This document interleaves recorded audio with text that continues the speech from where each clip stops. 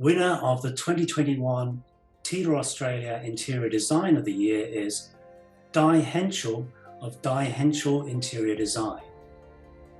This 25-year-old concrete constructed house on the waterways of Noosa had a masculine feel and lacked a homely or cosy ambience. The interior revamp addresses this, as well as the lack of storage and existing inadequate bathroom and bedroom facilities.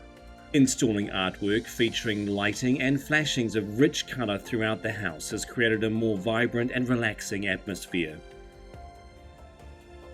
As a result, the existing monolithic concrete structure has been transformed into a warm and inviting home.